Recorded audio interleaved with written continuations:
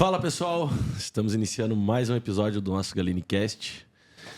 Meu lado, gênio das formulações, Henrico, bem-vindo mais uma vez. E aí galera, tudo bem? Não perca esse episódio bem diferente dos demais. E só ídolo aqui, hein, cara?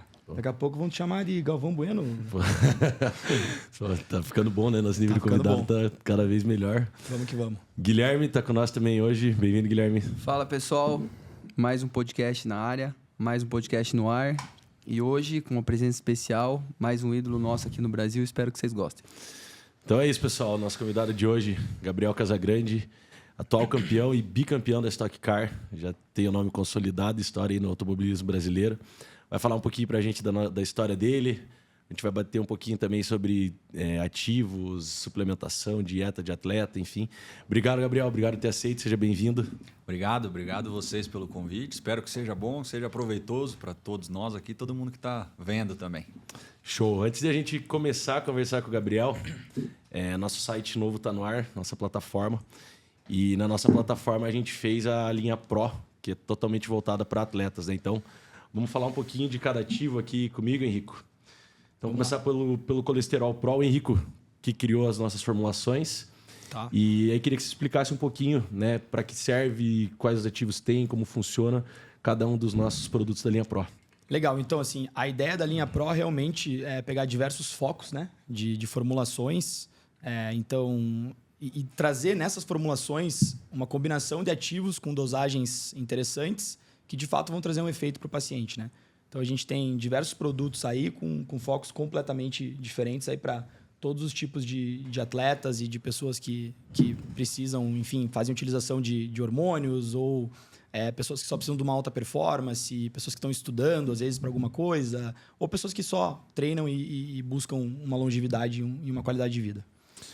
O Colesterol Pro é uma formulação para melhorar os marcadores lipídicos, né? Então, trazer ali uma melhora um pouco ali no HDL e uma redução do LDL, que é algo que acontece bastante aí, tanto por fatores genéticos quanto fatores de pessoas que, enfim, têm uma alimentação ruim ou, às vezes, utilizam também algum hormônio. Tá? Então, a ideia realmente é melhorar essa parte. Agora, um dos nossos campeões de venda, né? Supertexto Pro. Então, o Supertexto Pro, ele traz ativos que aumentam a produção natural de testosterona, tá?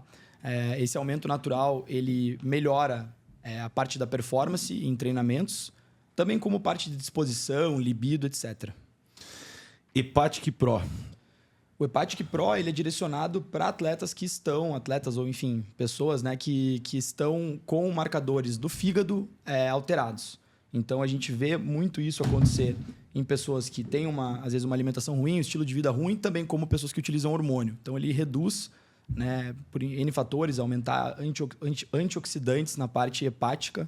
Então, é bem interessante essa formulação. Noite de Sono Pro. Noite de Sono Pro é uma formulação que vai trazer tanto, modular a parte do cortisol, né, então ter uma ação adaptógena, que a gente chama. Paralelo a isso, algumas substâncias precursoras de serotonina, que é um hormônio do bem-estar, também como a melatonina, que vai fazer com que a pessoa tenha uma qualidade de sono melhor. Bem boa essa fórmula, já. Bacana, gostei né? bastante. Essa é boa. Termo Pro. O Termo Pro, a gente trouxe alguns ativos com ação termogênica, né? A gente trabalha com 2 tipos hoje de Termo Pro, um com cafeína, outro sem, porque a gente vê que existe uma demanda aí de pessoas que não podem utilizar cafeína, não se sentem bem. Então, a gente trouxe uma formulação sem também. Mas essa formulação, a ideia dela é aumentar o teu gasto calórico durante o dia, independente de um exercício que você faça ou não. Claro que com exercício e dieta, né, esse aumento, esse déficit calórico que você gera é muito maior, mas é uma formulação que ajuda nessa parte. Dilatorvens Pro.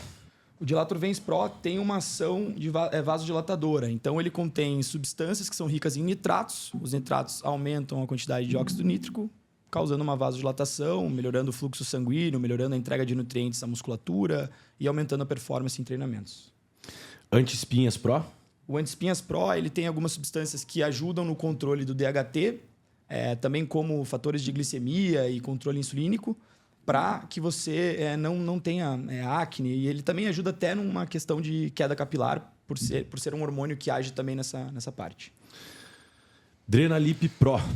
O Drenalip Pro, a gente fez um blend de chás, basicamente, que ajudam na parte da retenção. Então, além de ter uma ação antioxidante, eles têm essa parte de drenagem linfática de dentro para fora. Probiótico. Probiótico é um blend de probióticos e prebiótico, né? Prebiótico é basicamente o alimento do probiótico, né? Então, é um blend de lactobacilos, bifidobacterium, etc., com um tipo de fibra que ajuda nessa parte da alimentação das bactérias boas do intestino. Focus Pro. O Focus Pro, ele é um blend aí com nutrópicos e substâncias adaptógenas também, que aumentam o foco, aumentam a disposição, concentração e também fatores da memória. Digestão Pro. O Digestão Pro é um blend de enzimas digestivas.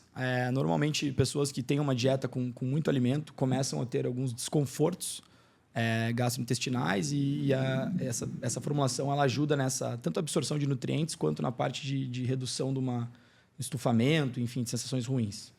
Articulação Pro. Articulação Pro são várias substâncias que agem na redução da inflamação nas cartilagens na parte das juntas do corpo. E, além de reduzindo essa inflamação, você reduz o desgaste. Então, ela reduz o desgaste e ela repõe também as substâncias que você perde nesse desgaste. Então, ela age de duas maneiras. Feeling Good Pro. Feeling Good Pro contém substâncias precursoras de serotonina, que é o hormônio do bem-estar, também como adaptógenos, que são substâncias que vão modular o cortisol, né? Se tiver muito alto o cortisol, ele reduz. Se tiver muito baixo, ele aumenta. É basicamente isso. Glycemic Pro. O Glycemic Pro, ele age na parte da glicemia. Então, melhora a sensibilidade à insulina. Tem um controle glicêmico também. E isso tem diversas coisas boas nisso, assim, né? Até a parte de retenção de líquido, assim. Muitas vezes ela pode acontecer por picos de glicemia, consequentemente de insulina que as pessoas têm. Então, ele reduz essa parte também. Perfeito. Uma aula de ativos. De bem básico. Rápido. Mas foi pensado com bastante carinho. A gente se dedicou muito, a gente testou as fórmulas. São fórmulas bem eficientes. Sem dúvida. Então, vale a pena você entrar, conferir galinicafarma.com.br. Para você que está ouvindo o nosso podcast. GaliniCast é o nosso código de desconto. Tem 10% de desconto no site. Então, acessa lá, compra, testa. Se não gostar, pode reclamar com a gente também. Pode me xingar. Queria Twitter. só um adendo, Guilherme, você que participou, né, desde o início dessa ideia do projeto. Hoje a gente já está numa explosão de vendas aí, até você está ficando meio maluco. Então, quando você comentou do Supertexto, né, um dos mais vendidos, mas a gente tem antes Pinhas, o Supertexto e o Noite de Sono, que hoje são os 3 produtos mais vendidos. Né? A gente conta aí com a presença na parceria de alguns atletas e alguns influencers, então o Gorgonoide deu uma chacoalhada nas vendas quando ele começou a divulgar a farmácia. Lógico, além da linha Pro, a gente tem toda a linha da farmácia de queda capilar, saúde sexual, saúde feminina, emagrecimento, pele, cabelo, performance e todos os outros ativos. A gente tem mais de 3 mil ativos hoje na farmácia, além dos que a gente tem na linha Pro, então tem bastante coisa. Para quem tiver alguma dúvida, é só entrar no site, direciona diretamente para o WhatsApp. A gente tem toda a equipe farmacêutica para dar assessoria. Lógico, reforçando, sempre com acompanhamento médico, tá? Em primeiro lugar. E depois a gente tem toda a parte de assessoria. Tem gente que pede alguma sugestão de ativo, alguma coisa. O nosso time está bem engajado para isso. É isso. Vamos começar então? Gabriel, conta um pouquinho para nós a tua história, do começo. Vamos lá. Como que veio essa ideia de automobilismo? O que você já pensou da vida? Pô, começou assim, de uma forma natural, assistindo corridas quando eu era criança. Eu acho que muita gente aqui do nosso país vai para o futebol. Eu já tive essa época também, mas me faltava habilidade, então não pude pegar time, né? Mas sempre gostei demais de corrida, de assistir, principalmente corrida de Fórmula 1, que é a maior categoria do mundo. E aí eu me lembro, cara, de começar nisso aí quando eu tinha uns 7, 8 anos na praia. Eu sou do interior do Paraná, hoje eu moro em Curitiba, mas eu nasci em Francisco Beltrão, me criei em Pato Branco e passava as minhas férias, todas as férias da vida eu passei no litoral catarinense e lá tinha muito kart de aluguel. E você ia, acho que tinha no shopping ou em Balneário, era ali no final da Barra Sul, tá? Hoje tem um prédio lá, para variar, mas comecei ali assim e era sempre no final do ano que eu dava umas voltas. Não era nada demais assim de habilidade, nada, mas me apaixonei pelo negócio e comecei a pedir um kart para o meu pai. E aí eu fui ganhar um kart no meu aniversário de 12 anos. Então fiquei todo esse tempo aí esperando. Meu pai não queria porque era muito caro, e é caro até hoje, e a minha mãe não queria porque era perigoso. Então, depois de um tempo ela viu que ela não tinha um filho muito louco e daí ela já tá bem acostumada. Mas foi assim que eu comecei no kart. Meu pai me ligou assim na semana da primeira corrida que ia ter lá em Pato Branco e falou: ó, você vai na oficina do senhor tal lá, fala com ele que vai ter um kart para ti aí final de semana. E eu era muito ruim no início. Era assim um troço que me desanimava, porque eu queria muito ser bom naquilo, era a minha paixão. O kart apagava de tão devagar que eu andava, assim, eu chorava dentro do capacete. Minha primeira corrida, tinham 5 competidores e eu fiquei em 5º. Então, assim, pelo menos eu completei. Eu levo isso comigo. E aí, dali em diante, a gente começou a treinar muito mais.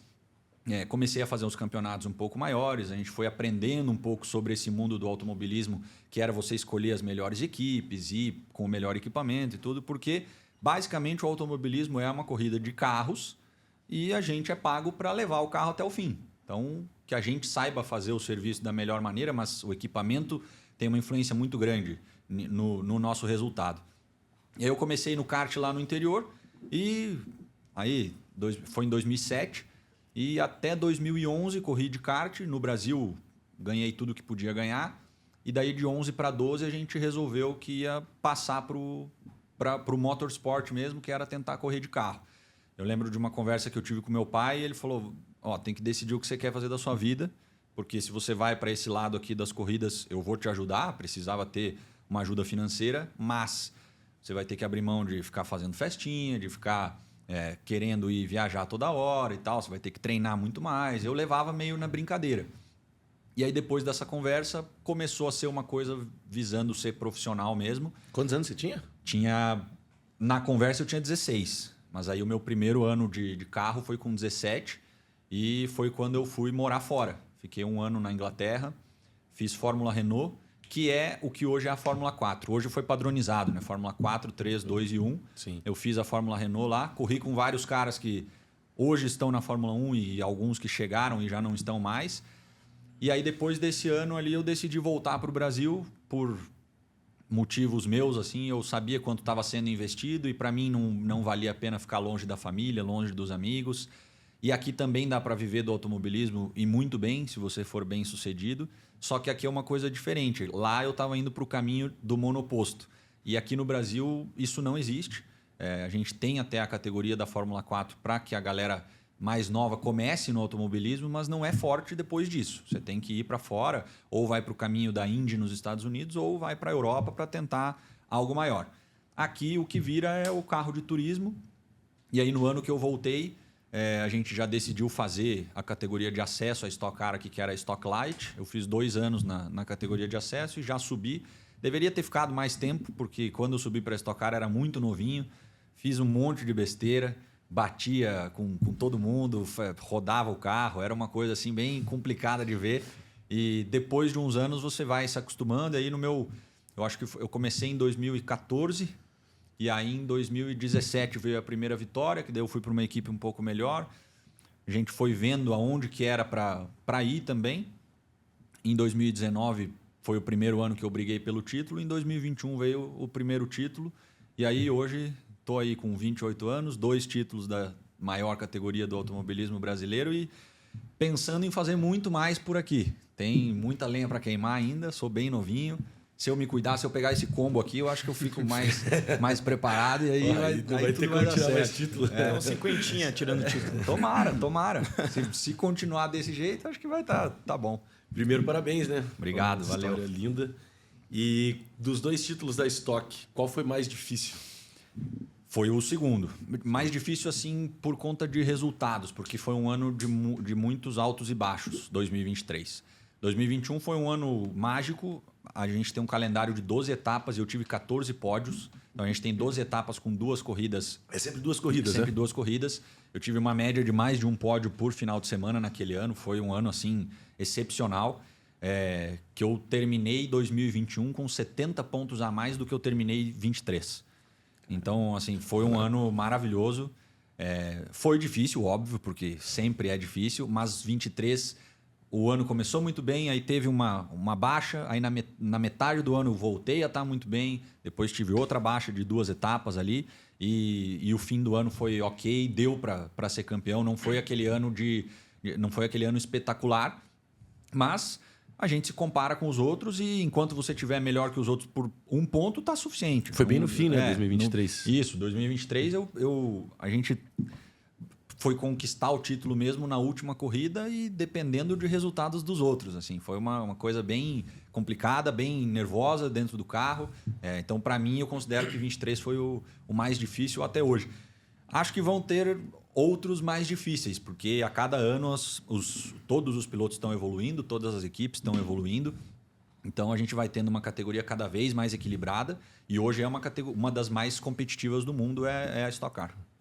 Além da Stock, você já correu em outras categorias também, né? Já. Uma prova ou outra. Já. Aqui no Brasil, eu corri na Stock Light, antes de chegar na Stock Car. E, em paralelo, eu fazia o Brasileiro de Marcas, que era uma categoria com um carro diferente, que era um carro que tinha tração dianteira. Era muito legal de guiar também. Fiz a Fórmula Renault lá fora, que eu falei para vocês agora há pouco. E também fiz algumas corridas de Fórmula 3 nesse caminho. Não fiz campeonato inteiro, era só para ter a experiência mesmo. E aí eu fiz corridas de Porsche Cup, faço até hoje aqui, da NASCAR Brasil, que antes se chamava Sprint Race aqui. E também fiz corridas de GT fora do país também. Para mim, a mais legal de todas foi as 24 horas de Daytona, que é uma experiência maravilhosa. Assim, eu corri numa categoria que era uma mistura entre amadores e profissionais. A gente conseguiu chegar em 3º lugar, foi bem legal. Os ganhadores ganhavam um Rolex, levavam para casa. Mas o 3º não levava nada. Assim, mas eu levei a experiência que eu acho que foi muito importante na época. Curiosidade, 24 horas correndo? 24 horas correndo. A gente estava em 4, então íamos revezando. A corrida começa às 2 da tarde de sábado e termina às 2 da tarde de domingo. E vocês que escolhem a hora que vai revezar, vai trocar? Sim. Existe um regulamento mínimo para os pilotos. Assim, os pilotos são classificados por conta da experiência e da habilidade deles, dos resultados. Então, o piloto com menor experiência ele tinha que fazer um mínimo de 6 horas dentro do carro. Então, é ali que começa a nossa conta. E aí, o cara não vai aguentar mais de 8, 9 horas guiando. Então, você tem que ter uma estratégia bem definida para fazer isso. Aí, o nosso trabalho era simplesmente chegar lá, sentar no carro, acelerar, a hora que sair, se hidratar muito bem e estar preparado para quando voltasse. Dava uma dormida nos intervalos? Dava. Eu me lembro, a corrida começou 2 horas da tarde. E eles me falaram, você só vai entrar umas 7h30 da noite. Então, eu vi a largada, fui pro motorhome e fiquei esperando. Fiquei lá, pé para cima, comendo, tomando a minha água e tal, esperando a minha hora. Quando eu entrei era 7h30 da noite e eu saí às 10. E aí, saí às 10, tem um turno de sono lá para mim, porque daí eu ia entrar às 5 da manhã de novo. E aí eu tive esses 2 stints que a gente fala durante a corrida.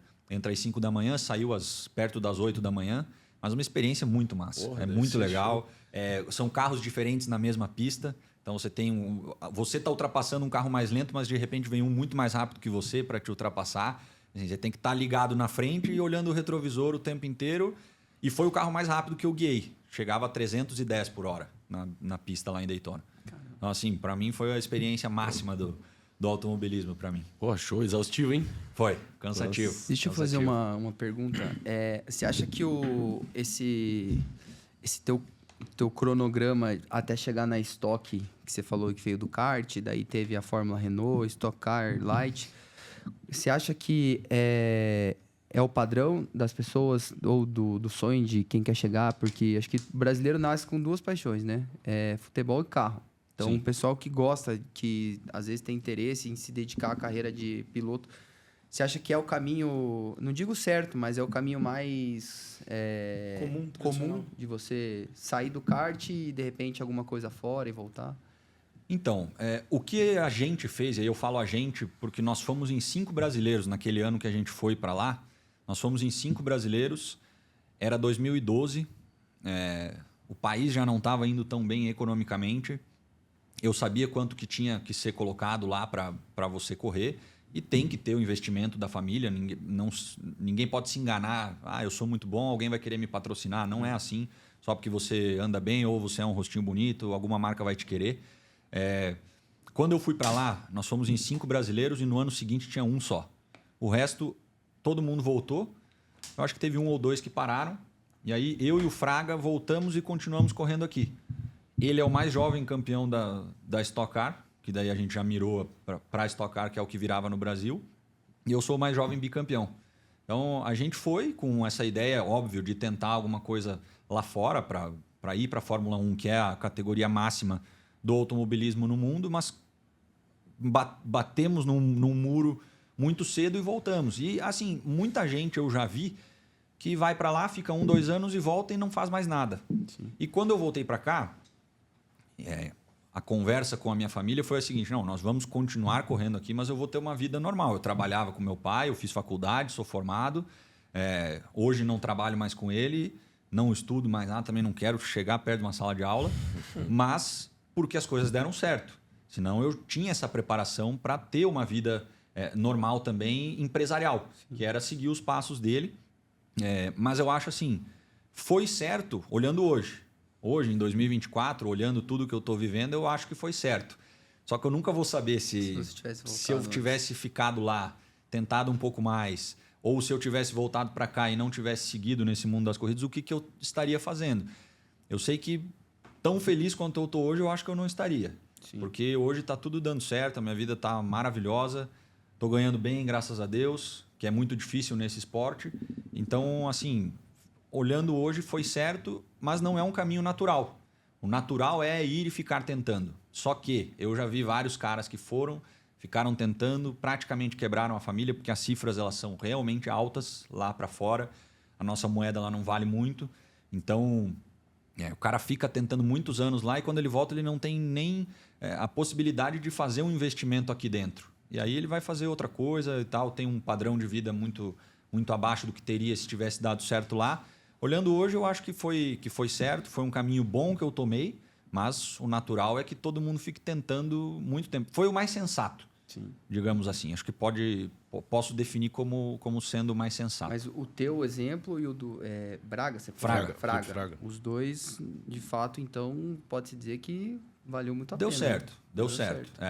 Até porque quem ficou lá no ano seguinte, que ficou tentando, também não deu certo por lá. E a gente vê hoje, só para vocês terem uma ideia, o Drogovic, que é a nossa esperança aí que entre na Fórmula 1 nos próximos anos, ele foi ter uma empresa patrocinando ele no 3º ano dele de Fórmula 2. Antes disso era só a família bancando e são alguns milhões de euros que foram gastados ali para... O automobilismo é muito ter dinheiro para poder chegar, né?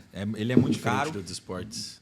Eu vejo assim, hoje eu tenho 10 patrocinadores comigo, todos eles veem valor no que eles estão investindo, dá retorno para eles, eu vejo muito negócio sendo feito dentro da categoria, e aí o retorno não é simplesmente a marca tá aparecendo e o cara tá vendo na TV, eu vou comprar o produto que está no carro do cara que está ganhando.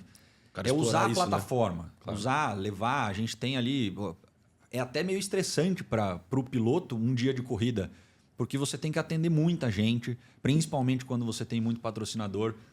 O dia de corrida você chega lá querendo simplesmente entrar no carro. Você tem que ficar tirando foto com um monte de gente, falando com algumas pessoas que você não quer estar conversando, porque tem uns que são meio inconvenientes. E faz parte do trabalho. Tem que estar ali ajudando as empresas a fazerem os seus negócios dentro do evento para que elas queiram continuar por ali. Exato. Se eu for simplesmente um cara que eu vou chegar, não vou olhar para ninguém, não vou dar um sorriso para ninguém, eu vou andar de carro, eu posso até ganhar, mas vai ter um patrocinador que vai falar, isso aqui não vale para mim, porque... Exato.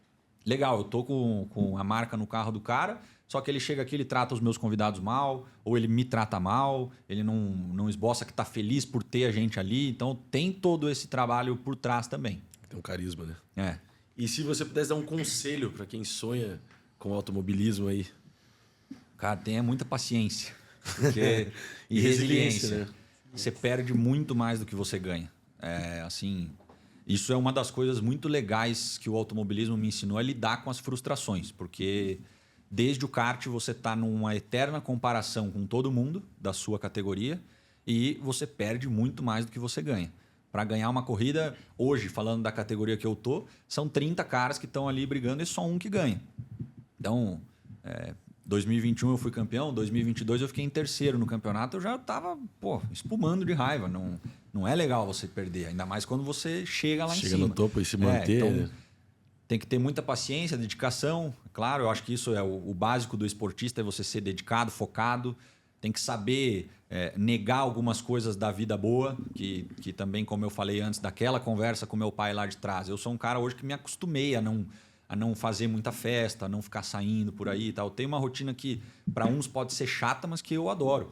Eu acho muito bom acordar cedo, comer as mesmas coisas todo dia, fazer os mesmos exercícios, porque eu estou vendo resultado em mim e vendo resultado no meu trabalho. Então, e assim, é uma coisa que eu falo até para os meus amigos mais gordinhos, que não gostam muito de se cuidar. Eu falo, cara, a hora que você começa a ver o resultado que vai dar no teu corpo, no teu humor, na tua cabeça e no teu trabalho, você não vai nunca mais querer parar. Acho que é aquele start que o cara tem que ter, tem que vir de algum lugar. E aí depois que ele começa a ver o resultado, ele não quer parar nunca mais. Como que é a tua rotina de treino e dieta no dia a dia? Bom, não sei se todo mundo sabe, mas é proibido treinar de carro. Com o Stock Car eu não ando. Eu tive a minha última corrida dia 17 de dezembro e eu só vou sentar no carro de novo para andar com ele no primeiro fim de semana de corrida. E numa pista privada não, você pode? Não pode fazer nada que tenha nenhuma peça que seja similar ao Stock Car, você não pode treinar. E pela pouca quantidade de autódromos que a gente tem no Brasil, é muito fácil disso ser fiscalizado. Sim. Então a gente não consegue treinar. Você consegue treinar com outro carro. Chega lá e quero alugar um protótipo para ir andar. Mas aí é uma coisa diferente. É um carro diferente que talvez não te valha muito a pena você investir, porque cada volta que você está dando são alguns reais que você tá colocando ali, para você se acostumar com o carro que você vai competir. Isso não vale muito a pena. E hoje, no nível que a gente está, todos os pilotos que estão em alta lá, a gente fica 2, 3 meses sem estar andando e na segunda volta você já está no tempo. Não precisa muito assim de adaptação. A preparação que eu faço é uma preparação física normal. Eu gosto muito de academia, gosto muito de fazer musculação. Não gosto tanto do aeróbico, mas é muito necessário para manter o fôlego que eu preciso ter dentro do carro. E a minha rotina é assim, ir para academia todo dia. Faço uma sessão de musculação todo dia. Às vezes faço 2, dependendo de como que está a vontade e o corpo. E uma sessão de aeróbico pode ser aquele aeróbico chato de ficar correndo ou pedalando, ou praticar algum esporte. Eu curto muito jogar futebol, gosto muito do beach tênis, que está nessa febre aí que pelo jeito não vai passar. Eu gosto de praticar esporte e tem que ficar fazendo isso o tempo inteiro, porque o que eu precisaria mesmo é estar dentro do carro e eu não posso. Então, a gente tenta de alguma forma manter o corpo aí ativo para quando chegar na hora você tá bem preparado para isso. E dieta você segue a mesma sempre? A mesma sempre. E ninguém ninguém me prescreveu a minha dieta. Eu faço a minha ali mas também não me privo de nada. Se eu precisar comer uma pizza ou um hambúrguer para me fazer feliz, eu como, sabendo que às vezes não precisaria ou não poderia. Mas assim, eu não como muito errado. Meu café da manhã é um omelete, aí é uma granola, um iogurte. Depois tomo whey, é o único suplemento que eu uso, é o whey protein. Eu uso bastante porque não consigo ficar comendo toda hora. Almoço é uma salada, legumes, arroz, feijão, batata, carne e tal. Não é nada assim, eu não sou um cara viciado em chocolate, doce ou salgadinho, essas coisas não me pegam. Então eu sou bem tranquilo quanto a isso.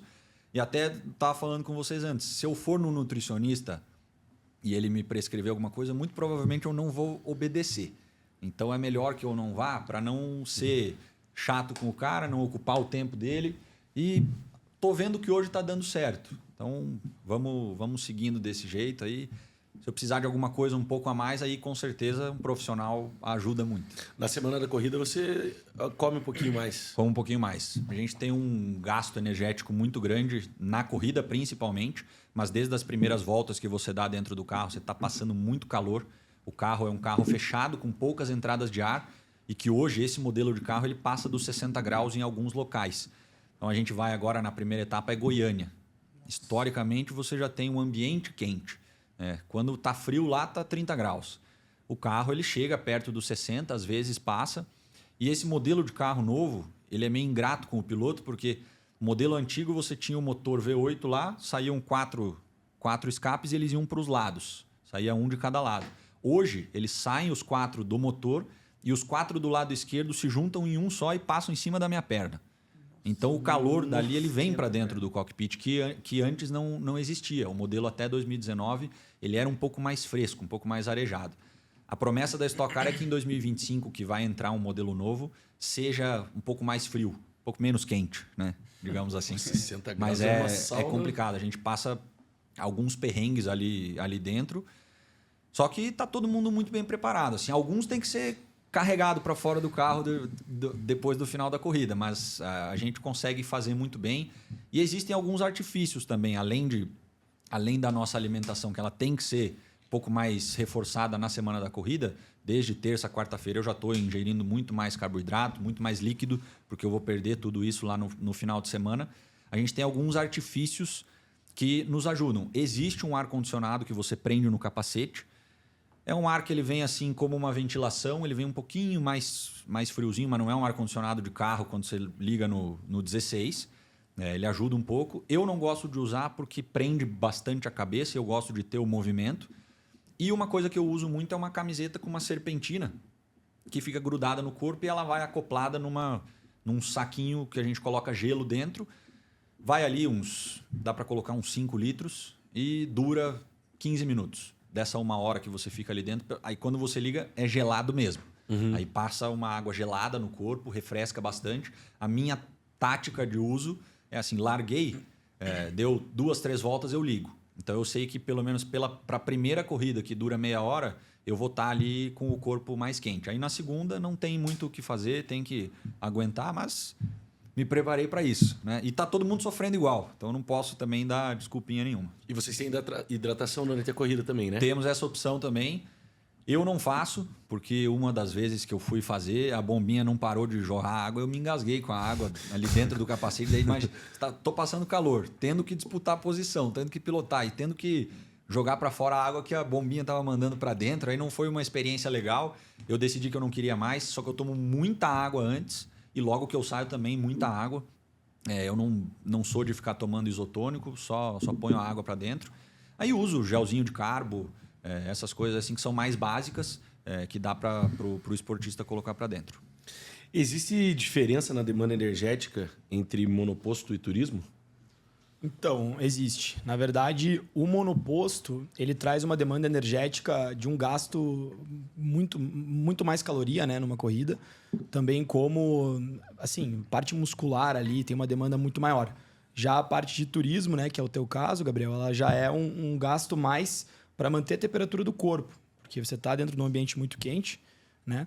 Então você perde muito líquido. Mas não necessariamente, claro que você tem um gasto energético alto também, mas não se compara daí ao monoposto. Então são coisas um pouco diferentes, assim. Numa corrida de monoposto ali, você perde muito mais glicogênio muscular, glicogênio hepático, enfim. Já nessa corrida do turismo é um pouquinho menor.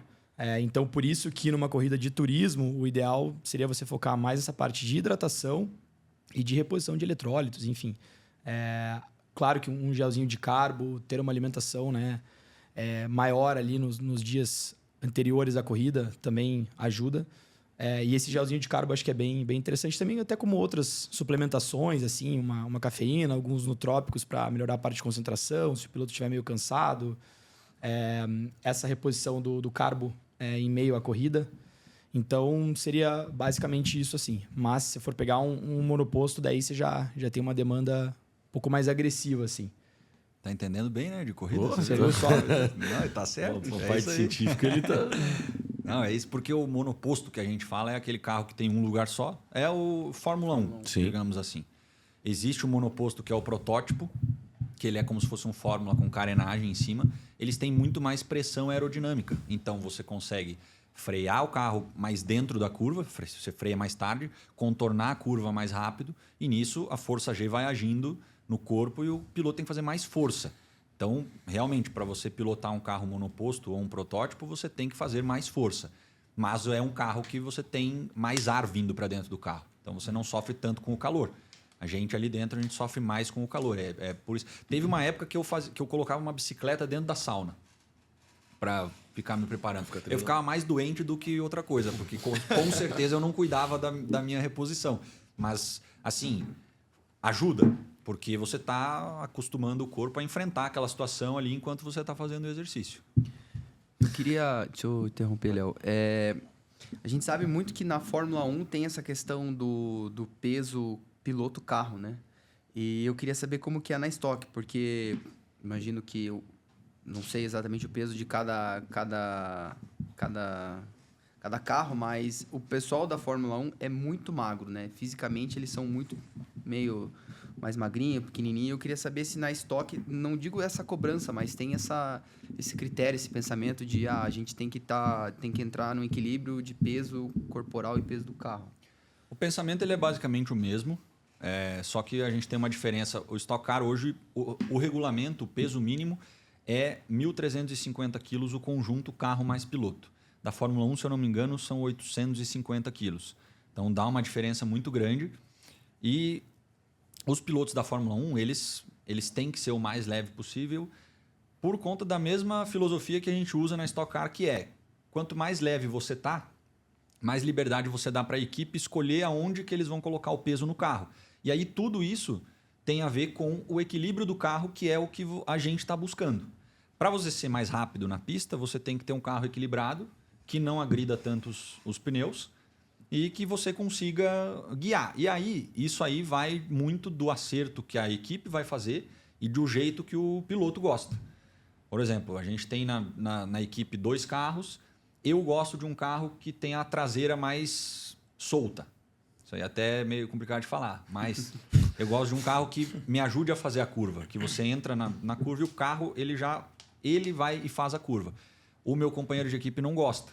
Então a equipe vai trabalhando para que a gente tenha esse equilíbrio e eu não precise fazer uma coisa que não me agrada, porque aí eu vou gastar mais energia ali dentro e também da minha cabeça, e não agrida tanto os pneus. E tudo isso tem a ver com o equilíbrio que a gente vai ter dentro do carro. Eu, com o meu conjunto de equipamentos, e aí macacão, capacete, Hans, eu chego nos 80 quilos, mas eu sei que tem pilotos que vão perto dos 100. Sim. Então, esses caras que vão para perto dos 100, eles têm uma liberdade, a equipe deles tem uma liberdade menor de escolher o que fazer com o carro, porque eles sabem que vão ser 20 quilos a mais naquela região que é onde o piloto está sentado.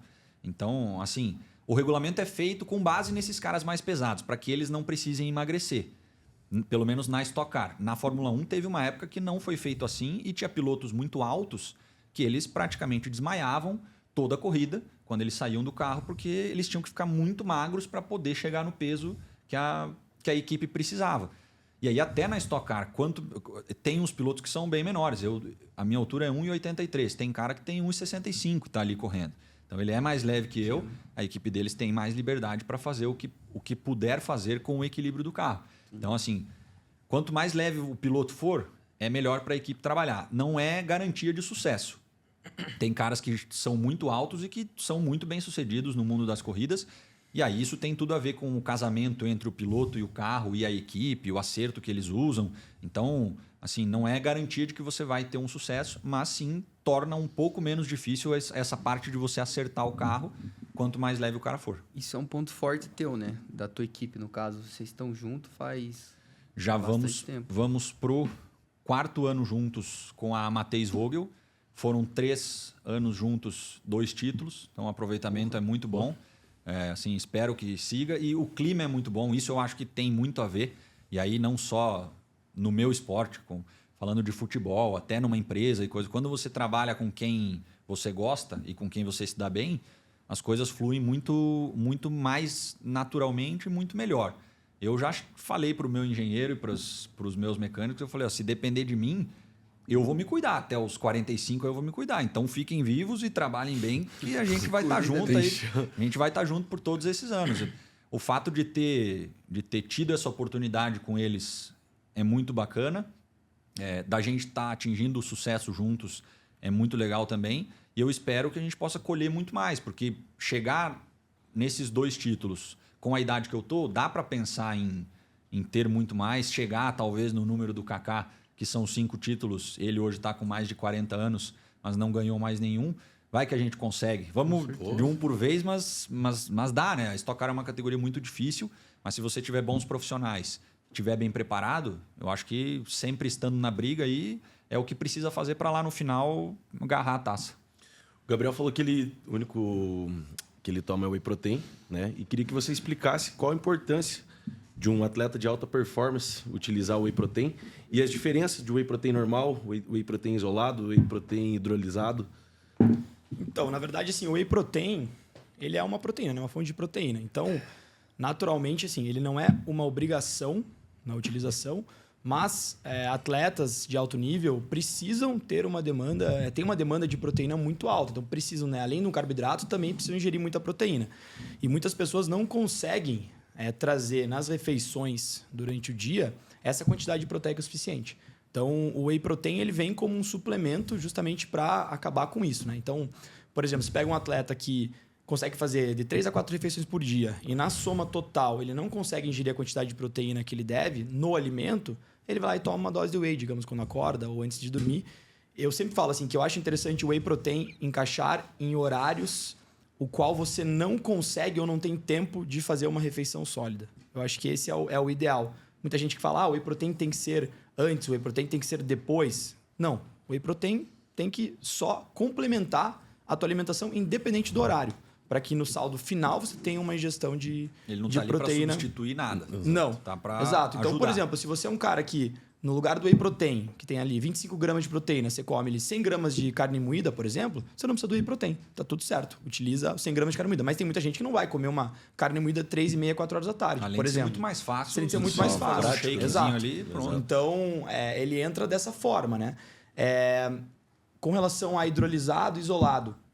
O hidrolisado, ele já tem uma molécula menor, uma molécula quebrada, então ele tem uma absorção mais rápida. Não existem muitas comprovações de que a gente precise necessariamente utilizar um whey hidrolisado, tá? Tem pessoas que gostam por um desconforto mesmo gastrointestinal, mas assim, a absorção é a mesma, tá? A gente tem mais assim, pacientes que, por exemplo, estão internados, pessoas que estão com um problema real assim, de ingestão e de quebra de macronutrientes, que aí utilizam um whey protein hidrolisado, aí faz sentido. Mas para pessoas normais, etc., você pode usar o whey protein concentrado, o whey protein isolado. O isolado, daí eles já tiram a parte da lactose. Então, para quem tem intolerância à lactose, ele traz uma absorção e não traz esse desconforto que a pessoa poderia ter. Mas seria essa ordem. Assim. Então, o whey concentrado ele tem um pouco de carboidrato e grande parte de proteína.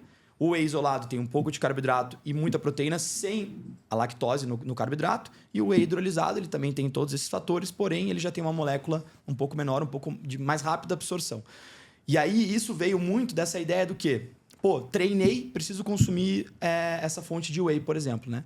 Tem cara que, o cara tá ali no armáriozinho da academia, tá fazendo shake do whey, porque falando, pô, acabei de treinar, vou catabolizar. Cara, não é assim.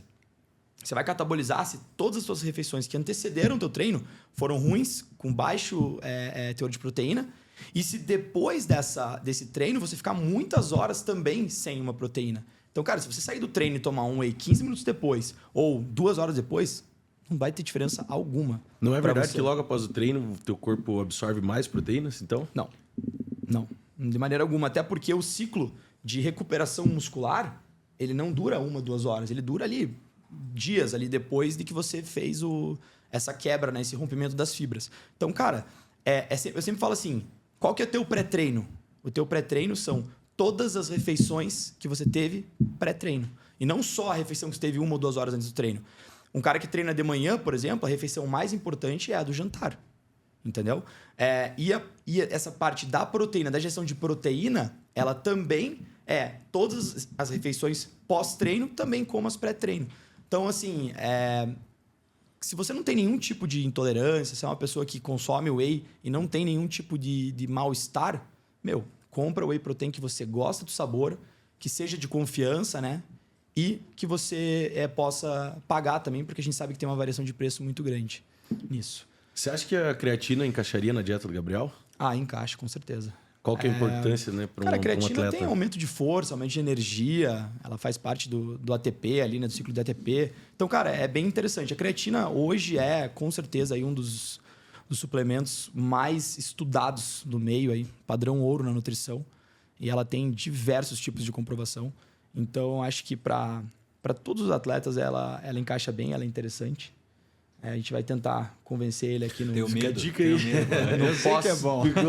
Tem na farmácia, a gente vai mandar de brinde lá. Exato. Acabando aqui, a gente vai mandar para você um potinho de creatina. Pô, por favor. Mas Cara, queria que ajuda no você orçamento explicasse já. o porquê do medo, né? Você contou um pouquinho pra gente Tenho antes. medo. Cara, eu só tomo whey porque, assim, a gente não pode crescer, como eu estava falando antes. Eu acho que o meu peso tá o ideal. É óbvio, a vontade de colocar umas coisas para dentro e ficar mais forte pô, eu gosto bastante da estética, acho que ficaria legal, mas para pilotar não é tão interessante. E aí eu tenho muito medo do antidoping que a gente tem. Todos os pilotos eles estão ali sujeitos a fazer o exame e é uma das coisas que mais pegam no nosso pé, assim, desde que você entra na categoria, para você não ser pego nisso, porque é uma coisa que mexe com a índole do cara também.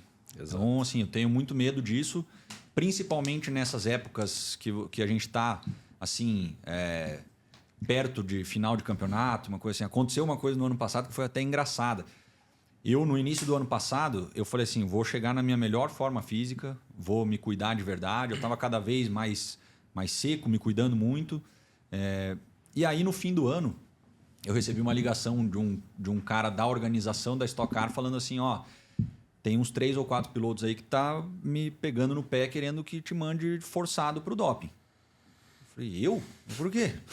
Ele falou, não, porque os caras estão achando que você tá muito magrinho, tá muito fortinho e tal, e eles acham que não dá para ser assim sem tomar nada. Por quê? Os caras não têm uma vida sem beber, sem sair de casa e comer um monte. Eu me cuido bastante, realmente. Eu gosto disso, eu gosto de me cuidar, dou valor para isso e tenho muito medo de tomar as coisas por causa desse exame. Quando o cara falou isso, eu falei, eu faço agora, se quiser. Não preciso nem me preparar para isso. Só que se você fizer eu fazer forçado, todo mundo vai ficar sabendo que foi forçado. Aí não teve, mas passaram o recado. Porque, assim, tem muita gente que, quando escuta que o piloto de Stock Car está sujeito ao doping, fala, pô, mas o que vai mudar você tomar alguma coisa ou não? Tem gente que não acha nem que é esporte, que você senta ali dentro e você está no ar-condicionado, confortável, dirigindo um carro e tal. Né? Não é. Quanto melhor fisicamente você estiver, melhor vai ser o seu resultado, melhor você toma as decisões ali na hora. Então, obviamente que teria algum ganho se você tomasse alguma coisa que não pode. Já teve gente que caiu por anabolizante, por droga. Eu sempre tive muito medo dessas coisas, nunca usei. Sei que dá para usar, que dá para você tomar alguns suplementos tranquilamente, mas tenho muito medo de contaminação cruzada. Então, eu prefiro ficar na minha. Enquanto está dando certo, não tem por que mudar. Mas vou seguir esse negócio da creatina aí, vai que... Como que funciona boa, essa questão da contaminação cruzada, né? A gente vê um monte de atleta que às vezes é pego no doping e a maioria alega que é contaminação cruzada. Explica como que funciona isso. Então, a contaminação cruzada, ela existe de uma maneira assim, que você utiliza um material dentro da farmácia, né? Por erro, você utiliza um material dentro de uma farmácia para produzir algo e depois você produz outra coisa totalmente diferente daquilo e aí você tem uma mistura desses dois ativos. Então, por exemplo, você fez ali a produção de uma oxandrolona, um hormônio, por exemplo, e aí 2 horas depois você não fez você não tem, digamos, laboratórios separados, uma estrutura que é obrigatória, mas a gente sabe que, né, nem sempre as pessoas, né, as empresas seguem isso. E aí você utiliza nessa mesma bancada que você fez um hormônio, por exemplo, você produz uma cafeína. Que daí não teria problema, digamos, entendeu? Aí isso gera uma contaminação cruzada. É a mesma ideia, por exemplo, de você pegar, tipo, restaurante para pessoas que são celíacas, entendeu? O cara que é celíaco, ele não pode nem consumir algum arroz, por exemplo, que foi feito, algum alimento que foi feito na mesma panela que outro alimento com glúten foi feito. Você não pode... Isso nem a mesma panela, não é tipo, mas, cara... Lavou a panela, não adianta. Você tem que trocar a panela, você tem que trocar o ambiente. Então é a mesma ideia. Claro que assim, estou falando de contaminação cruzada. Aí existem erros também, né? Existem erros. Aí os erros são ainda piores, porque a contaminação cruzada, ela traria uma dose, digamos, desse hormônio muito baixa, né? Porque você não está colocando ali a oxandrolona no lugar da cafeína. Dando um exemplo, né? Aqui... Você não está colocando a oxandrolona no lugar da cafeína, você está colocando a oxandrolona num lugar, a cafeína em outro. Só que você está usando o mesmo lugar para fazer os dois e aí você tem uma contaminação baixa. Agora, existe um erro, por exemplo, de você pegar lá a matéria-prima e utilizar uma matéria-prima tipo uma oxandrolona achando que é uma cafeína, por exemplo, entendeu? Sim. Então, Claro que isso é muito mais difícil de acontecer. Então, lá na farmácia, isso é algo que a gente trabalha bem intensamente, assim, essa divisão de setores. Então, a gente tem um laboratório específico, com 2 portas, exaustão, bancadas específicas para a parte de hormônios, citostáticos, antibióticos, né? A parte dos nutracêuticos e fitoterápicos, a parte de dermatologia. Então, é tudo dividido. Então, essa contaminação cruzada, você anula ela, né? Numa situação dessa. Mas entendo perfeitamente a preocupação que existe. Acho que ela faz sentido, sim. Teve um caso, inclusive, que saiu, eu não lembro qual que era a modalidade, mas na época, inclusive, o doping foi por conta do SARMs, né? Que é mais ou menos como um hormônio, assim, mas um pouquinho mais leve, digamos assim, mais seletivo a receptores. E a atleta, no caso, eu não lembro realmente quem foi, assim, mas faz uns 2, 3 anos, ela disse que ela não tinha ciência que ela estava consumindo aquele ativo. Entendeu? E aí isso foi um pouquinho complicado, porque daí não sabiam se culpavam a ela, tipo, ela tá usando hormônio, ou se culpavam a empresa que produziu. Eu não sei qual que foi o desfecho disso tudo, mas foi uma situação que eu lembro que aconteceu, assim, acho que era até o Ostarini, que é um SARMs que, enfim, a gente já trabalhou, mas essa linha está proibida aí por um tempo. O Giba teve com a gente num dos últimos episódios aqui, ele contou, né, como que era o antidoping na época dele. Até teve um caso do ciclismo lá, que eles faziam um ponto, colocavam urina dentro. Quando o cara ia no banheiro, ele tinha uma urina limpa. E ele falou que era muito, muito forte isso no vôlei também. Ele diversas vezes está em resort, em hotéis, as pessoas batiam na porta 6 horas da manhã para fazer antidoping. Como que é dentro do automobilismo essa questão do antidoping? É tão chato assim ou é um pouquinho menos? Eu acho que é um pouquinho menos chato do que outros esportes, mas a gente sabe que existe. E do nada você é pego na corrida, você termina a corrida e eles te levam para o exame. Quando você é selecionado para fazer, eu faz um tempo que eu não faço, mas quando você é selecionado para fazer, o cara já te pega da hora que você sai do carro, ele está ali, ele fala, você vai para o doping, eu sou o cara que vai te acompanhar. Você pode fazer as suas atividades normalmente, que se você precisar atender imprensa, atender patrocinador, você pode fazer, e o cara não sai do teu pé o tempo inteiro, porque ele tem que ver se você colocou alguma coisa para dentro ou fez algo, e ele vai contigo até no banheiro, coisa, fica olhando, você colocar o xixi no potinho ali, nos 2 potinhos para ter a contraprova, até que não esteja feito, você não sai de perto do cara. E aí, o que eu acho ruim é que eles nem avisam assim, falando assim, você tá limpo. Simplesmente você manda, se não deu nada, eles não te falam nada. Se der alguma coisa, eu acho que você vai ficar sabendo, obviamente. Mas se não der nada, você fica assim, pô, será que já fizeram? Será que já saiu o resultado? Tipo, no automobilismo é assim. Eu, das vezes que eu fiz, foi assim. Você termina a corrida, o cara já te puxa e já você vai lá fazer.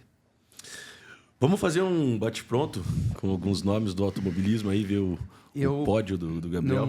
Pretendo não te deixar Por favor, né? Calça curta aqui. Não posso ir para a linha da Stock, porque, né, você tá lá e você tem muitos amigos. Então, eu fiz uma mini seleção de pilotos de Fórmula 1 e depois eu queria que você falasse um pouco desse conflito de gerações, porque muito se fala todos os esportes, né? Futebol, Messi jogou mais que o Pelé, e eu queria um comparativo depois de eras, né? Porque eu escuto muito de que antigamente tínhamos mais pilotos de Fórmula 1 e hoje temos mais carros, né? Então, mas é um bate-pronto, tá? Mas então, o que eu tenho que falar? Você vai escolher um ou outro. Para escolher um nome. Eu vou te dar 2 nomes, você vai escolher um. Tá. De quem você prefere. Aí você pode levar pro lado, pô, não gosto desse cara, ou acho que ele corre mais. Fala e justifica por quê. Tá bom. Eu vou tentar fazer um mix de gerações, tá? Então vamos lá, primeiro. Verstappen ou Alonso? Nossa, aí me ferrou de primeira já. Na primeira já? Eu vou falar Alonso. Alonso. E eu tenho as minhas justificativas. Tá? O Alonso, para mim, foi o cara mais talentoso que surgiu nessa geração. Não à toa, ele está com mais de 40 pilotando um Fórmula 1 em alto nível. Só que todas as escolhas erradas que ele podia fazer na carreira, ele fez. Então, assim, foi... Erradas de equipe? De escolher para onde ir ou de comprar briga com quem ele não deveria comprar. Ele tem um temperamento que não é muito fácil de lidar. Tem uns caras na Stock Car que são assim também, que são muito bons e pela própria cabeça se acabam. Então, eu acho que ele se sabotou muito. Mas, para mim, é o cara mais talentoso que nós tivemos aí nos últimos 20 anos. Alonso ou Rosberg? Alonso. Alonso ou Mika Häkkinen? Alonso. Alonso ou Prost? Prost, pela inteligência. Certo. Não à toa era chamado de professor. Prost ou Piquet? Piquet. Piquet ou Vettel? Piquet. Piquet ou Schumacher? Schumacher. Schumacher ou Hamilton? Schumacher. Schumacher ou Senna? Senna, toda a vida. Sempre. Sempre. Sendo o maior da Para história. mim é. Se não tivesse falecido, teria números muito melhores, mas para mim ele revolucionou não só a pilotagem. Ele trouxe muito profissionalismo para a pilotagem e para o esporte. Foi bom a gente ter falado das gerações, porque são coisas diferentes, igual é no futebol, igual é em qualquer outro esporte. O esporte vai mudando, vai se atualizando. Antigamente, eu acho que ali até o meio dos anos 80, os pilotos que chegavam na Fórmula 1 era muito por ter o talento e muita coragem. Porque a estatística era que 10% dos pilotos morriam por ano. Eles largavam em 20 a temporada e eles terminavam 18. Sabiam que 2 daqueles não estariam lá no final do ano. Ali nos anos 80, começou a chegar alguns pilotos que começaram a pensar nessa preparação física e mental. O Senna, para mim, foi o cara que mudou tudo. Tanto que depois dele, a preparação física começou a ser levada muito mais a sério no automobilismo. E a preparação mental também. E aí, a partir dos anos 2000, houve essa revolução dos carros. Os carros eles ficando muito mais importantes do que os pilotos e também muito mais fáceis, digamos assim, de serem pilotados. Eu nunca andei num Fórmula 1, mas você vê os vídeos de antigamente, era muito mais difícil de pilotar um Fórmula 1. Hoje, o cara tem muito treino via simulador, coisa que não existia antigamente. O carro hoje tem muita ajuda de eletrônico para que seja... Ele é feito da melhor maneira para a vida do piloto ser mais fácil. Quando a vida do piloto não é tornada fácil, o cara tem uns perrengues na pista. Mas, assim, hoje o carro dita praticamente 80% do resultado.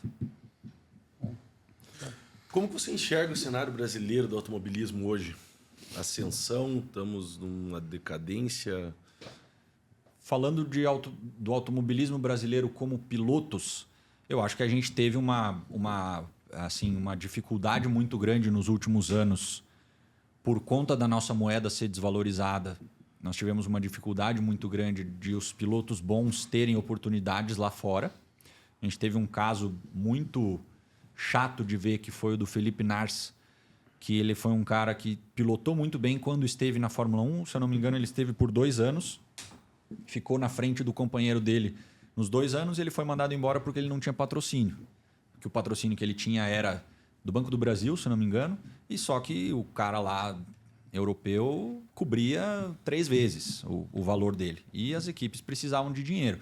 Então, assim, a gente perdeu muitos caras bons por conta disso. E a gente está vendo os pilotos que estão chegando hoje foi porque investiram muito. E aí tem que agradecer muito às famílias deles por terem acreditado no sonho do menino e colocado muita coisa ali para que eles estivessem hoje lá. Se estão hoje numa categoria grande, é por mérito, porque são muito bons, mas a gente perdeu muitos caras bons assim que poderiam ter chegado, mas que não tiveram o apoio. No início dos anos 2000, as empresas brasileiras apoiavam muito mais.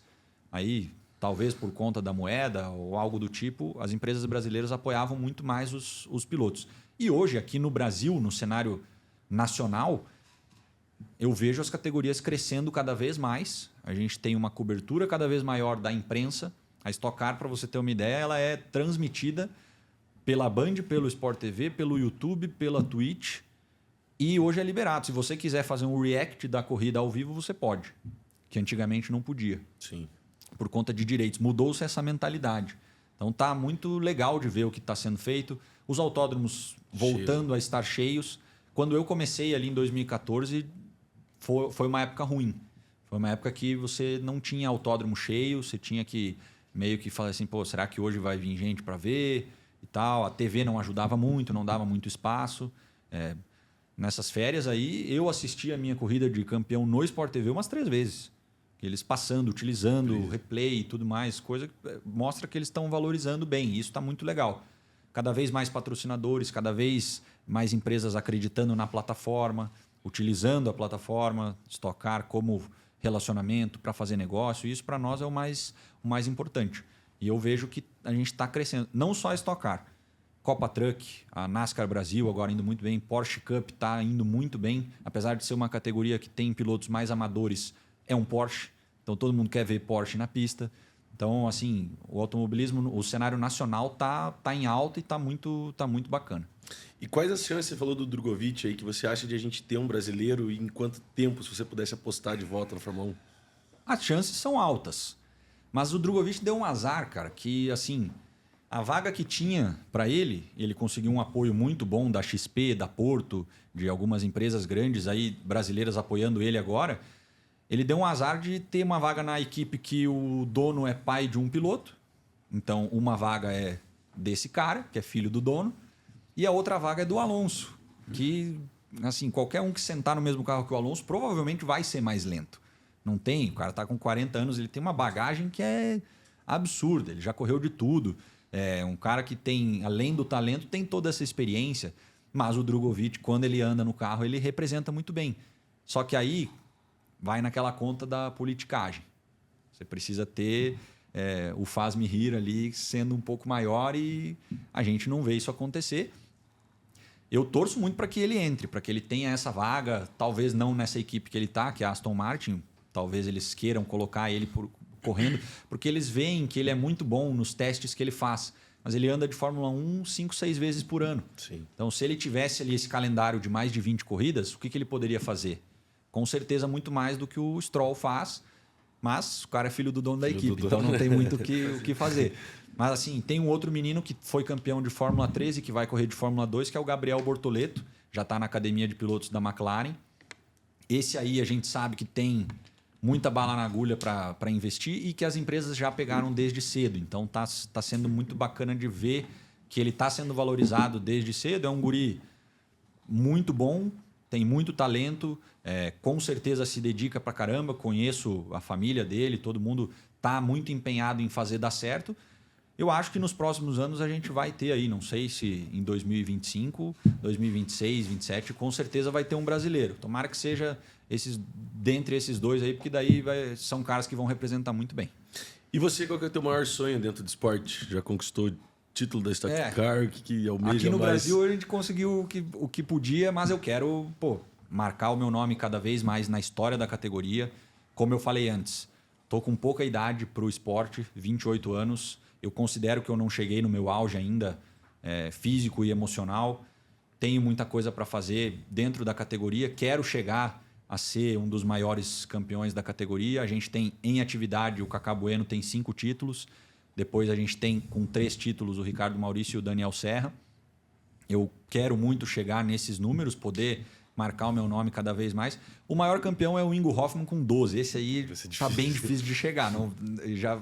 Se chegar na metade já seria o auge da carreira. Mas o meu sonho máximo, e sempre falo para todo mundo, é correr de NASCAR nos Estados Unidos. Que aí é uma categoria completamente diferente, é um pensamento diferente de todas as pessoas que veem o automobilismo. O automobilismo americano ele tem uma coisa de ser mais show do que corrida. Tipo, eles prestam muita atenção para o entretenimento. E lá eu acho que é muito bacana de se assistir o evento. Você vê, a corrida ela é mais uma atração dentro do evento. Só que a corrida é muito legal de ver, é muito legal de participar. Tipo assim, a experiência que eu tive nesse estilo de corrida foi só em simulador e já achei muito legal. É uma filosofia completamente diferente e é o meu sonho assim de carreira seria não ter uma oportunidade lá, mas me consolidar lá também. Só que aí demandaria um certo investimento de novo, que hoje eu não estou a fim de fazer, mas quem sabe nos próximos anos a gente crescendo cada vez mais aqui, não surge uma oportunidade boa, eu digo, de ter um convite ou uma condição um pouco melhor para que você possa pelo menos entrar lá e mostrar o teu trabalho. E aí se chegar lá e tiver a oportunidade, aí depende de mim. Chegar lá e mostrar que dá para enfrentar os caras. Pô, vamos torcer, né? Acho que a gente teve poucos brasileiros Tomara. na NASCAR, né? Tony Canaan. O Tony fez algumas corridas, poucos. O Nelsinho Piquet fez temporada completa só na categoria de acesso. Era uma panelinha. Hoje eles estão abrindo mais assim o mercado. Mas era uma panelinha só de americano. Hoje tem um alemão correndo, um italiano, mexicano, mas também são quase poucos. que 100% americano. Só que são mais de 40 carros. Lá é muito legal porque tem fila de patrocinador para entrar, então você não precisa ficar correndo muito atrás para fechar a conta e tudo. É um ambiente diferente, é um mundo diferente. Eles valorizam muito mais, inclusive, lá. Eu falei que aqui tá bom. Lá tá excepcional. Lá é outro mundo. É. Qual que é a corrida mais marcante, mais emocionante, talvez a do título agora, não sei, mas da sua carreira? Eu acho que foi a do título de 2021. Porque, assim, desde quando eu comecei no automobilismo, eu sempre queria ter sucesso numa categoria grande. Quando eu comecei a correr na Stock Car, o início foi muito difícil. A gente não tinha resultados, não tinha performance. E sempre pairava aquela dúvida de que será que sou eu? Será que é o carro? Será que um dia eu vou conseguir? Eu olhava assim, eu tentava de tudo, dava meu máximo ali dentro do carro e tomava meio segundo, que é bastante para uma categoria como a Stock Car. Sim. Quando você classificava entre os 10 primeiros, soltava foguete.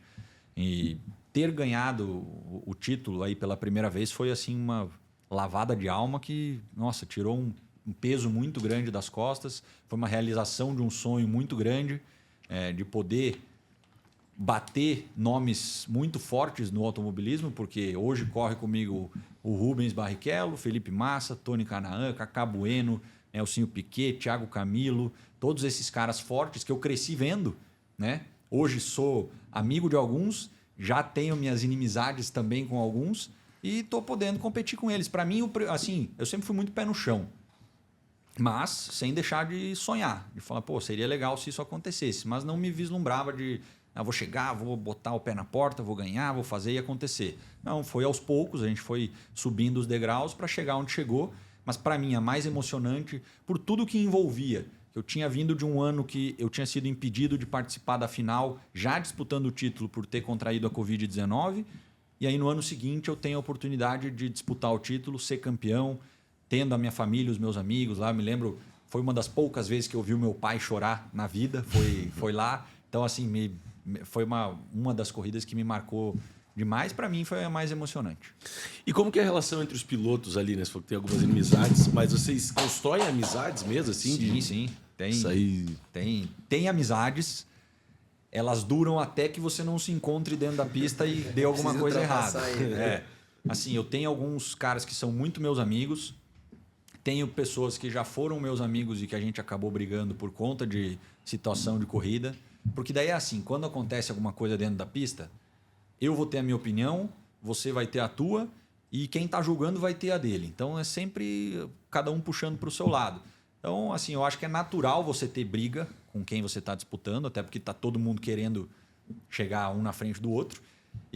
Mas existe sim amizade, existe o fato de você estar perto do cara e falando assim, esse aqui eu não vou pegar tão pesado porque é meu amigo, e o cara que é meio traíra, você fecha a porta toda hora e tal, você joga um pouco mais duro, porque o cara não... E assim, esse relacionamento, ele faz parte também. É uma coisa que você tem que ter você tem que ser boa praça com todo mundo que você puder. É claro que não vai ser possível. Quem tenta agradar todo mundo não agrada ninguém. Mas você ter um bom relacionamento com todos facilita um pouco as disputas ali, porque vai chegar um momento que você vai precisar da ajuda de alguém na pista, com posições. A gente chega na corrida final no ano passado, se um cara quisesse ir lá e tocar o meu carro para me rodar, se ele não gostasse de mim, ele poderia fazer. Então, assim, eu ser um cara mais sossegado, eu acho que me dá uma tranquilidade maior assim, nesses casos. Tirando o automobilismo, qual é o teu outro esporte favorito? Favorito? Futebol. Futebol. Tá aqui, ó. Gremista? Gremista sofredor. Acompanha? Torce? Torço demais. Sofre. Nossa, sofro. O Grêmio não paga minhas contas, mas eu me estresso demais com o Grêmio. Parece que eu sou o presidente do clube. É complicado, cara. O futebol é a paixão do brasileiro, né? Sim. Não tem o que fazer. E meu pai é gaúcho, então veio dele essa paixão pelo time. E eu tenho nutrido cada vez mais essa paixão, acho que é um erro meu, mas na época boa é legal também de aproveitar. Mas, assim, eu queria muito ser jogador de futebol quando eu era menor. Mas não tinha habilidade, até me machuquei um tempo depois, jogando. Sou bem perna de pau, assim, prefiro ficar... se tiver jogo hoje, eu vou pela corneta. Para ficar lá zoando os meus amigos e fazendo a carne um pouco depois, que daí acho que todo mundo fica feliz. Eu não estresso ninguém, não me estresso e tudo fica bom. Esquece a outra qualidade tua, churrasco, é verdade? Você acha bem. que você é um Modéstia à melhor parte, eu mando churrasqueiro bem. ou piloto? Piloto, né? Churrasqueiro Não posso não tem diminuir título. agora. Que é isso? Não, mas a carne eu gosto muito. Eu aprendi a fazer com meu pai e, assim, eu gosto muito de fazer costela. De chegar e comprar uma peça lá, 5, 6 quilos, demora 4 horas no fogo. Eu gosto de ficar temperando, ficar adulando o fogo ali, mexendo, daí tomo um tererê, fico ao redor, batendo papo. Esse que eu curto do churrasco. E a melhor parte é comer também. Comer a costela. Eu gosto bastante. Cara, eu acho que é isso. Vocês têm mais alguma pergunta? Acho que foi bem bacana. Cara, Muita muito coisa que eu não bom. sabia. Eu tenho uma última pergunta. Se tem algum autódromo, alguma cidade que seja, não vou dizer mais especial, mas que, a corrida é em, sei lá, Interlagos, todo brasileiro, ou se é alguma outra pista que você pensa, aqui é difícil, cara, que eu tenho que entrar com mais atenção. Tem as pistas... Tem alguma que te marca? Assim, tem as pistas que você tem mais facilidade ou mais dificuldade por si só e também pelo seu carro. Porque eu lembro no meu início, tinha umas pistas que eu não gostava, eu não entendi o porquê, mas era por causa do resultado. O resultado não era bom, o piloto não gostava da pista. Aí eu fui trocando de equipe ou as coisas foram dando certo, eu comecei a gostar da pista. Vai muito do que você vive naquele autódromo. Eu acho assim, eu morando em Curitiba, uma pista que eu gostava muito era o autódromo aqui de Pinhais, que infelizmente ele não existe mais. Mas hoje, do calendário nosso, eu gosto demais de Interlagos, por ter toda essa mística que Interlagos tem. É um lugar que... É um dos poucos lugares de São Paulo que eu gosto. Eu não gosto nem de ir para lá, porque para mim aquela cidade lá... Caos. Tudo que dá de errado tá lá. Mas Interlagos eu curto muito. É a primeira pista que a gente aprende quando criança, porque você vai jogar o videogame, você quer jogar na pista da Fórmula 1 no GP Brasil. E hoje a minha pista de casa, digamos assim, é Cascavel, porque é a pista que está mais perto de onde eu vim, da minha família, dos meus amigos. Sempre que a gente tem corrida lá, é lotado de gente que vai para assistir. O povo trata a gente muito bem, é até bacana.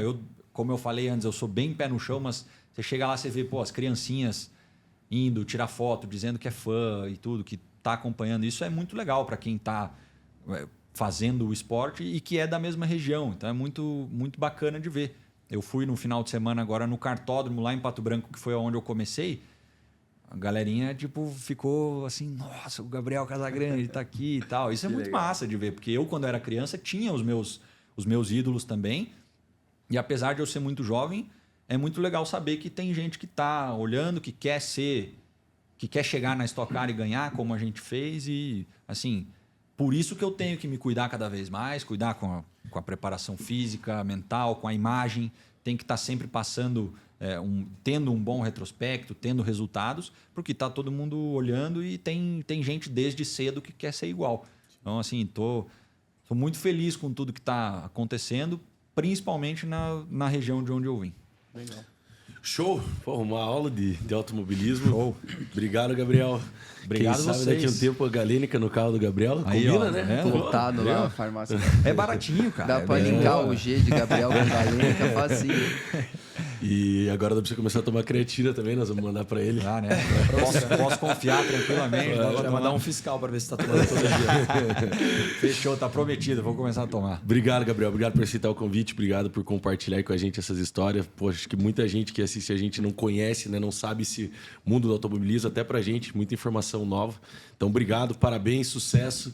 Obrigado. Que você conquiste 5, 6, 7 títulos, grave o Tomara a nome. Deus. E quem sabe um dia na NASCAR, né? Isso aí, Acompanhando vamos de ver. longe. É sonho, mas estamos aí para realizar eles enquanto a gente está aqui na Terra. Obrigado pelo convite. Espero que tenha sido bacana o papo para todo mundo que nos assistiu aí. Até uma próxima. Eu sempre peço pro convidado pedir pra galera se inscrever no nosso canal, acompanhar Então é agora. YouTube, Spotify. Tá bom. Toda a galera que está nos vendo aí, dá o like no nosso vídeo, né? Se inscreve no canal e acompanha aí GaleneCast no YouTube e no Spotify. Exato. É isso aí. Guilherme, obrigado. Gabriel, Léo, Henrico, obrigado mais uma vez. Foi muito legal aprender um pouco. Aprender um pouco não, né? Aprender muito de automobilismo aqui, mais um pouco de ativo. E é isso aí. Em 2024 começando, vamos com tudo. Henrico, obrigado, meu irmão. Gabriel, foi um prazer podcast. imenso tê-lo conosco. Muita informação nova, muita coisa que a gente não sabia. Isso é muito legal. Então, cara, espero que todo mundo que assista também aprenda muito e goste. Vai deixar uma frase de impacto por último, de novo? Se beber, não dirija. Valeu.